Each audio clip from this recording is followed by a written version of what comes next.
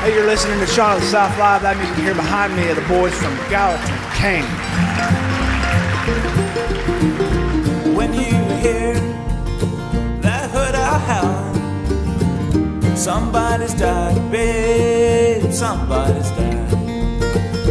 Well, that train was going through the tunnel when it all caved in, babe, all caved in. Asheville Junction, Swannanoa Tunnel, all caved in, babe, all caved in.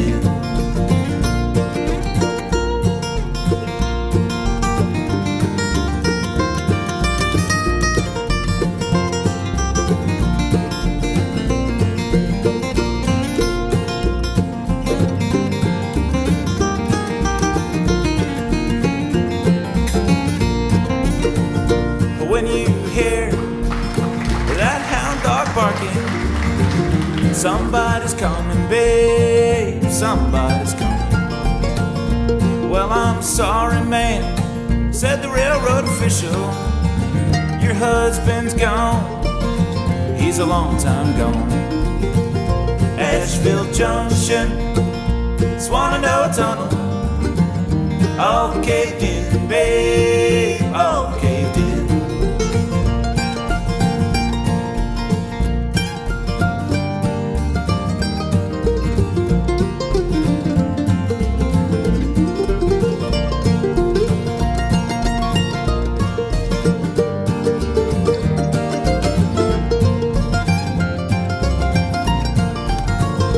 This old hammer, she's made of silver. She shines like gold, babe, she shines like gold. Take this hammer and throw it in the river. She sings right on, she shines right on. Asheville Junction, Swannanoa Tunnel, all caved in, babe, all caved in. Yeah, all caved in, babe, all caved in.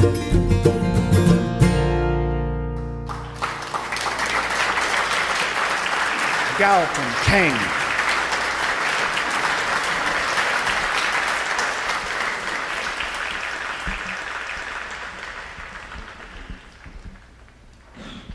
We had a little bit of rain last week. A little bit of rain.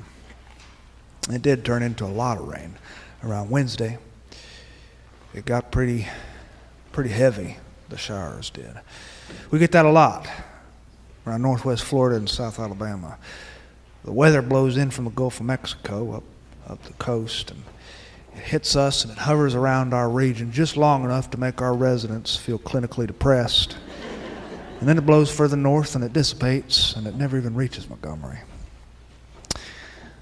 But we get it, and it keeps us saturated for a few days on end. But I'll tell you the truth, I do like rain. I especially like to walk out to my screen porch, which is covered with a tin roof, and I enjoy listening to the sound of the water pelt the metal. I can sit and listen for hours. I haven't always been this way, but the older I get, the more of my Father I have in me. I listen to that rain and I hear my dog start to whimper, and she's looking at the screen door.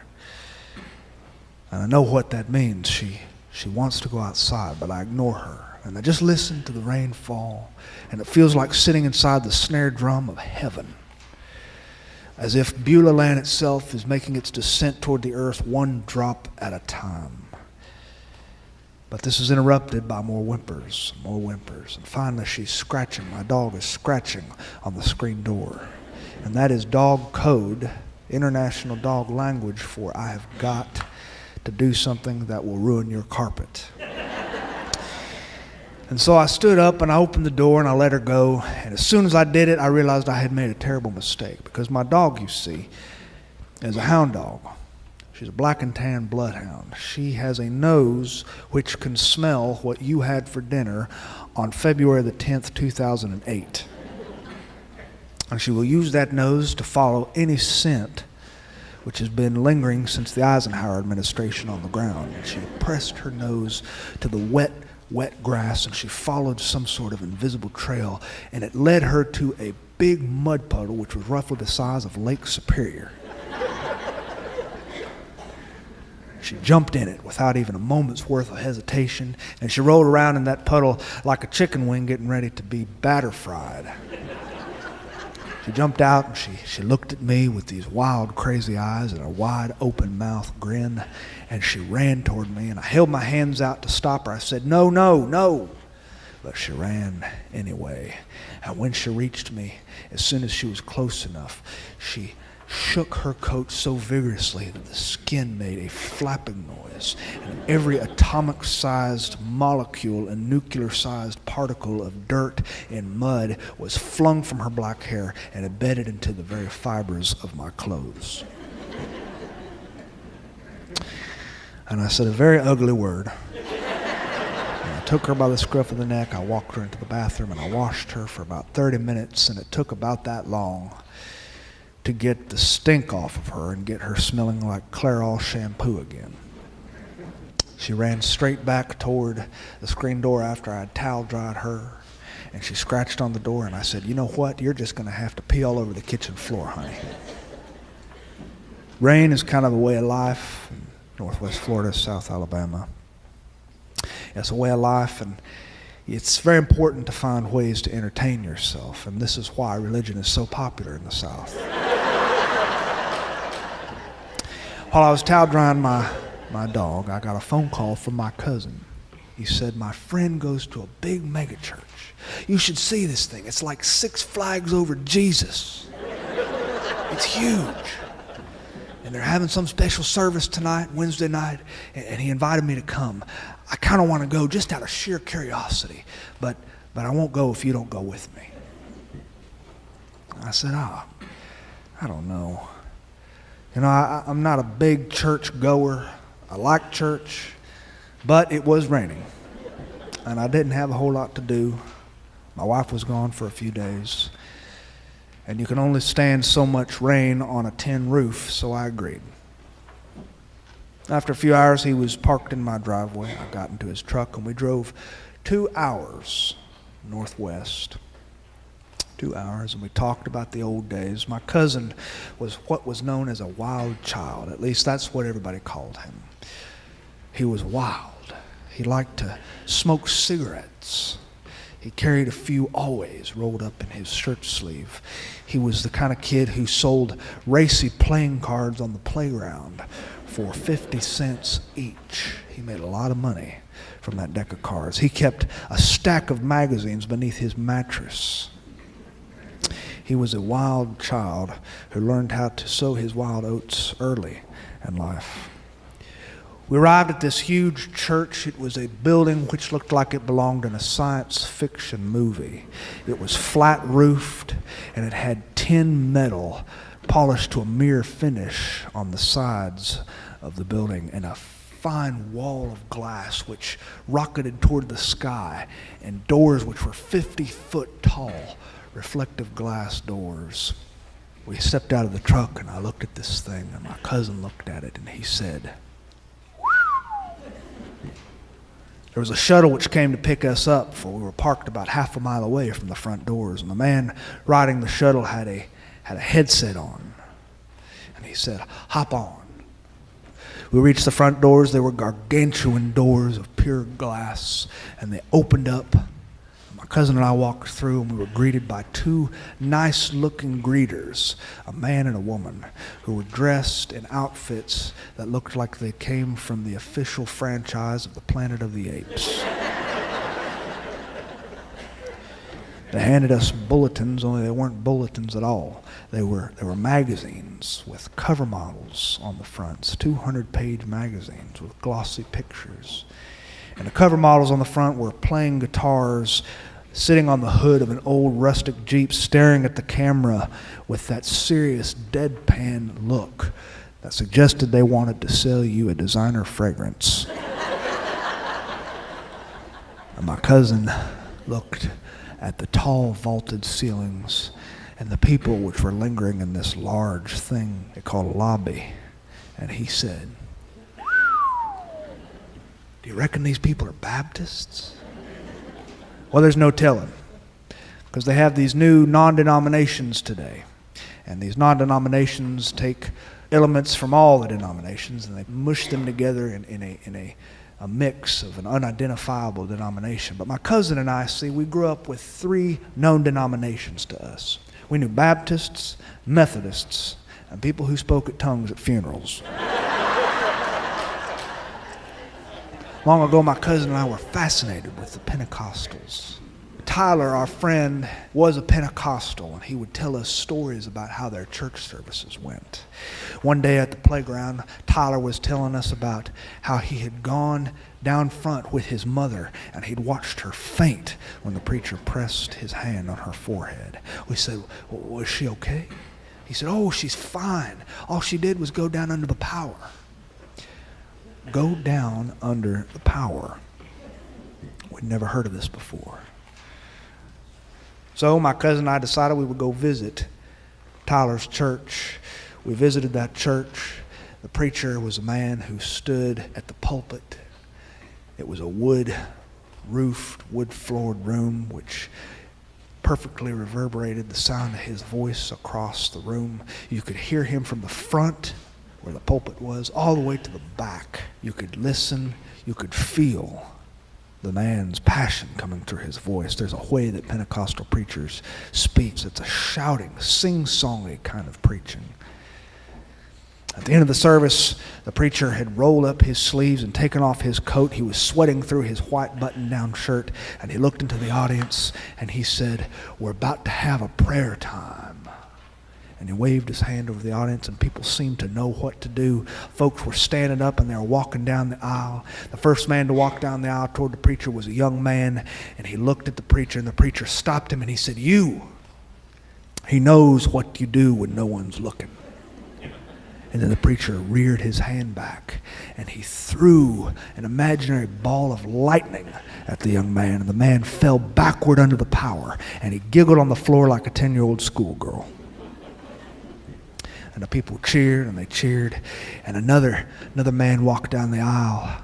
And the preacher looked at him and he said, "You, God can see the insides of your heart, and he knows what you've been doing after you get off work every night." And that man fell down. He hit the ground. No one even caught him. And he writhed on the ground like he was being tickled to death by the Holy Spirit. And I nudged my cousin. I said, "Now, come on. This is why we came. Go on down there." My cousin looked at me. He said, "I ain't going down there. Do you know what kind of magazines I have underneath my bed?" Nevertheless, we came for a reason, so I took my cousin by the arm, and together he and I braved the humiliation that awaited us, and we walked down the aisle, and my cousin was trembling. And the preacher did see us. He gave us a sharp look, and he stopped us, and he said, "You," and he was pointing right at my cousin. He said, "You. God has never seen a more pure and gentle heart in any child of his kingdom." And my cousin looked at me, and he nearly made a little pile on the floor. And the preacher reared his hand back, and he flung it toward my cousin, and my cousin, to my surprise, fell straight backward, and he laughed on the floor. I'll never forget that. Never forget that. We wandered through the lobby of this huge mega church. They had a coffee shop over in the corner, a coffee shop which served Starbucks coffee. Our official tour guide was named Derek. Derek is a 20-something-year-old wearing jeans that have rips from the top to the bottom in them. He is wearing a shirt which has holes in it. He's wearing a stocking cap even though it is 70 degrees outside. He has a long, trimmed beard and earrings in his ears which are the size of baseballs. And he's wearing sandals. And my cousin looks at the Starbucks and he says, "Can you believe they have a Starbucks here?" And Derek says, "That's nothing. Sometimes the guys all get together to watch the football game in the sanctuary, and they blast it onto the big screen, and they'll even serve craft beer here. Oh, we have some good local breweries in town." And my cousin looked to me and he said, "These folks are definitely not Baptists." They led us into a large sanctuary, at least I think that's what it was. It felt more like being at Bryant-Denny Stadium. The seats were plush, red velvet. They were made by a sister company of Tempur-Pedic. They were wonderful feeling on the back. We sat down, and then it was time to sing.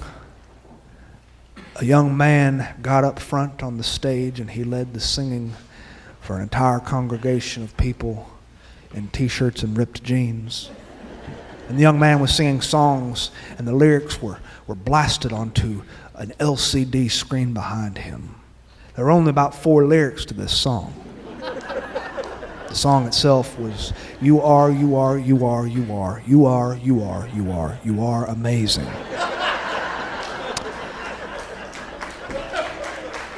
Very easy to sing along with.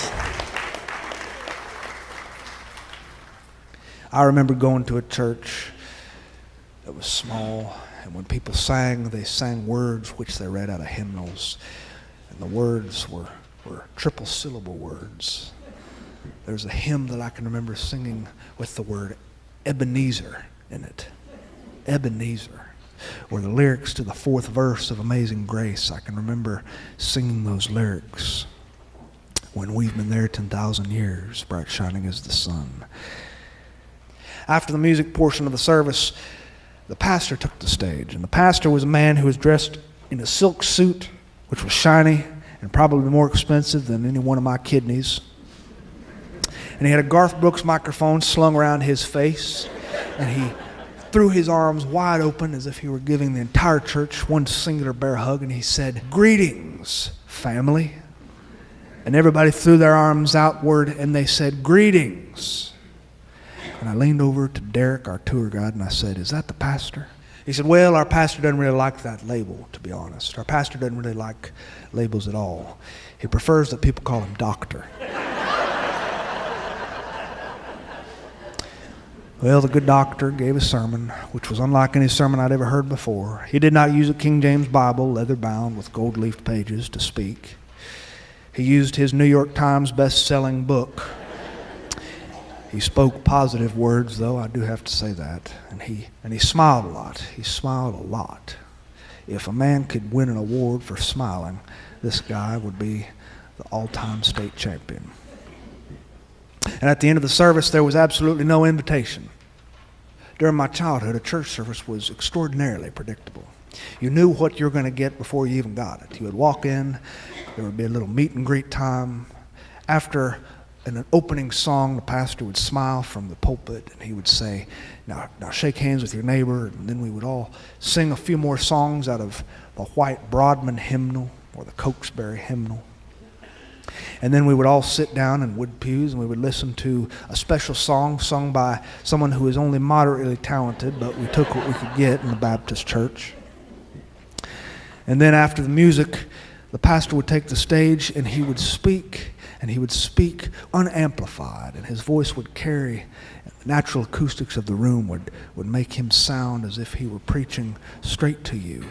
And you'd let your mind drift to the old wood floors, or the altar, or the pane glass windows, which were multicolored. They weren't real stained glass windows, so the panes were just painted different colors. And you would count those colors when you got particularly bored, or when the pastor started preaching against little boys who played poker after school or spent too much time looking at magazines that had that center page which unfolded.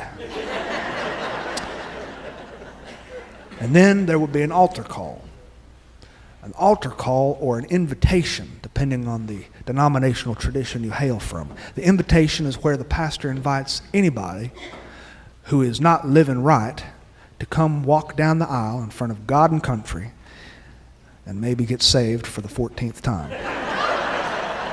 Sometimes there would be no sinners in our church. Sometimes during the invitation, Bill Andrews, who smelt like last Saturday night, would stand up and just leave the church altogether.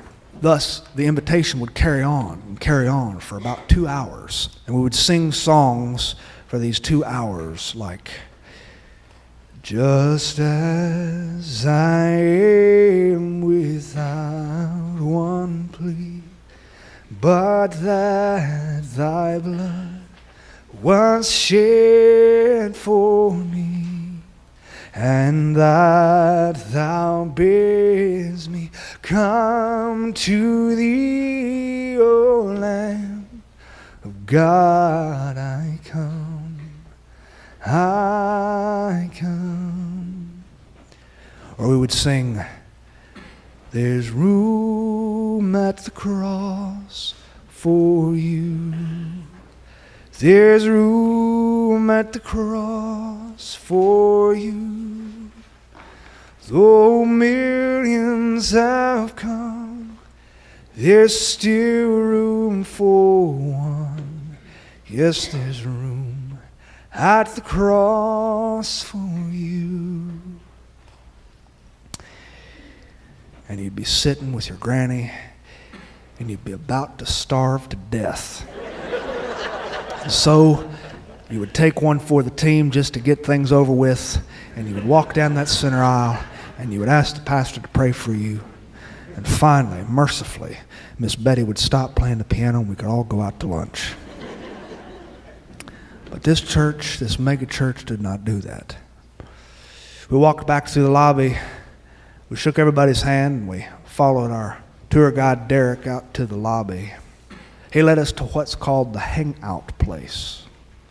The hangout place is sort of their version of a fellowship hall. The fellowship halls of my childhood were linoleum-floored rooms with popcorn ceilings and a singular water fountain way out in the back corner.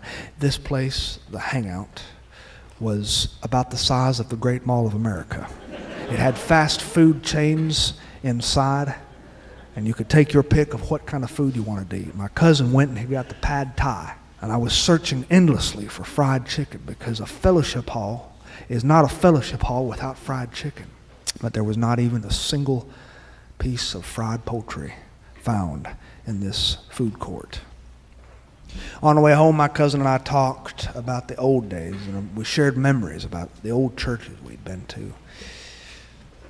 We had a good conversation. We talked about little white-haired preachers who delivered sermons from wood pulpits, and we talked about the old church buildings of our childhood with green roofs and green shutters and azalea bushes and camellias out front and finely trimmed lawns and the church signs. Oh, the church signs of my childhood. There were lettered signs, and they had church messages each week.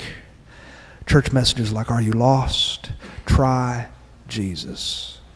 Or one of my favorite church signs, which read, "Don't let worry and depression kill you, let the church help." Or the sign the preacher and the maintenance man would drag out to the church lawn during Christmas and Easter services, when every person who considered themselves a Judeo-Christian would show up for their one service a year. They would park on the lawn and destroy the lawn with tire marks, and the pastor and the maintenance man would drag an arrow-shaped sign out to the church lawn with little light bulbs on it and letters on the front, and they would spell out a sign which read, "No parking on the church lawn. Violators will be baptized." Oh, the church signs of childhood. And my cousin and I talked, and we talked the whole way home, and my cousin said, "I miss those churches like that, don't you?" The little community churches. Another little community church dries up every day. They're disappearing by the thousands, and they're being swallowed by these mega corporation churches. A few days later, my cousin called me. He said, "Hey, I have an idea. My mother-in-law goes to a church way out in the sticks. It's a little tiny church. She invited me to go. They're having a potluck. I don't know, just an idea." I said, "I'd love to go. I'd love to." My cousin and his daughter and his wife showed up to my house, and they were dressed like you would dress to go to church. My cousin wore a little button-down shirt with a tie and short sleeves. We drove out into the sticks, and there was a small church, and it was a holiness church. We walked through the front little lobby. We were greeted by two greeters who were middle-aged. They had lines around their face and salt and pepper hair, and they said, "How are you doing today?" And they handed us a bulletin which had been made on a Xerox machine. We found our place to a little pew in the back, and we watched while the preacher delivered a sermon which was stirring enough to make you stand up and shout occasionally. It was the kind of sermon which drew amens from working class people who were seated around us. Amens. church sermons aren't church sermons without an amen here or there. And then at the end of the service, a small, frail woman got up to the organ to play, and she played, and it was an organ that sounded like 1974. And she played, "There's room at the cross. There's room at the cross for you." And we waited, and we waited, and we waited, and we waited, and nobody came down front. And finally, my cousin stood up, and he said, "I've had enough of this. I'm about to die of hunger." And he walked down front, and he recommitted his life for the 29th time in a row.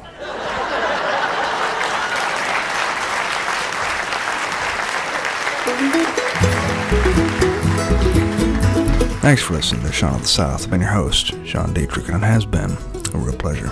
Hope you join us next week. That music you heard behind me today is Gallatin Canyon. Luke Wilson, Ben Hernandez, George Guthrie, Zach Blatter, Andy Thacker, Landon Fishburne, and Michael Clem. To find anything more about what they do, you can visit GallatinCanyonBand.com. To find anything more about what I do, you can visit SeanoftheSouth.com. And while you're there, I hope you drop me a line, because I love to hear from my friends. And speaking of friends, remember, you never understand anything truly as good as you think you do until you can explain it to your grandmother. Adios.